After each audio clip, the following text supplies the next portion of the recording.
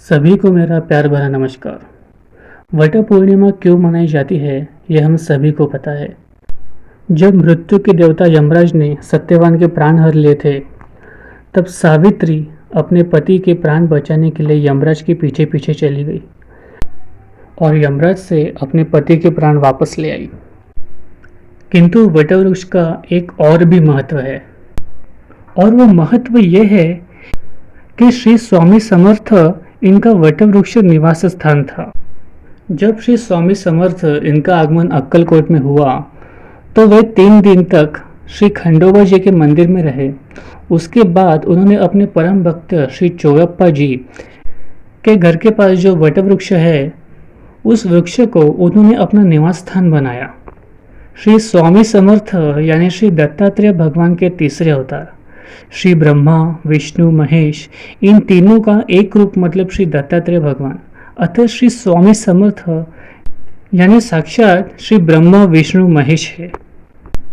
श्री स्वामी समर्थ महाराज ने अपने भक्तों को अभयदान दिया था कि मैं स्वयं सूक्ष्म रूप में इस वटवृक्ष के नीचे वास करूंगा। जैसे श्री गुरुदेव दत्त हमेशा अवधूत वृक्ष में वास करते हैं, वैसे ही श्री स्वामी समर्थ सदैव वटवृक्ष में ही उपस्थित रहते हैं। इसलिए श्री स्वामी समर्थ महाराज को वटवृक्ष स्वामी भी कहा जाता है।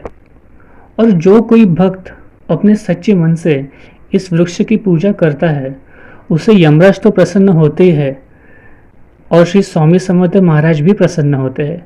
जो स्त्रियां या पुरुष वटवृक्ष को श्री स्वामी समर्थ नाम लेके शक्कर मिश्रित दूध जल रोज अर्पण करता है, श्री स्वामी समर्थ महाराज की विशेष कृपा पाता है।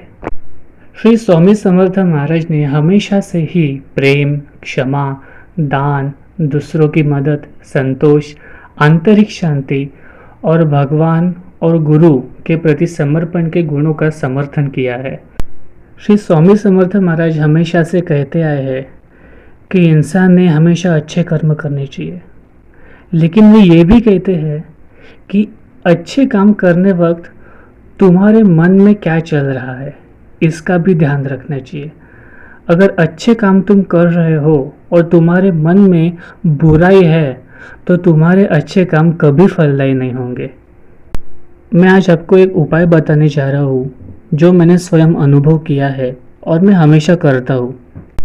आप कोई भी एक माला ले लीजिए जिसमें 108 मणि हो। अगर रुद्राक्ष की लेते हो तो उत्तम होगा। और आपको सिर्फ श्री स्वामी समर्थ ये मंत्र बोलना है। आप कम से कम 5 माला कीजिए और आपको बहुत ही ज़्यादा फर्क महसूस होगा। वैसे तो भगवान की पूजा करने के लिए, मेडिटेशन करने के लिए या फिर जाप करने के लिए ब्रह्म मुहूर्त सबसे अच्छा मुहूर्त माना जाता है, तो आप इस जाप को ब्रह्म मुहूर्त में भी कर सकते हो। या फिर अपनी दिनचर्या में से आप ऐसा समय बना लीजिए जिस वक्त आप निश्चिंत बैठे हो और आपके मन में कोई विचार ना हो, क्योंकि ऐसा समय जाप करने के लिए उत्तम माना जाता है। मैं अपना अनुभव बता रहा हूँ कि मैं रात को सोते समय जाप करता हूँ, क्योंकि मेरा ऐसा मानना है कि तब भगवान हमारी मदद करते हैं। मेरा ये खुद का अनुभव है कि मैं रात में कोई भी चीज़ अगर याद करने की कोशिश करता हूँ जो मैं पूरी तरह से भूल चुका हूँ और वो अचानक से मुझे याद आ जाती है, इसका मतलब कोई शक्ति वहाँ ज़रूर है जो मेरा भला सोचती है और जो मेरी मदद करती है, तो मैं उसी समय जाप करता हूँ।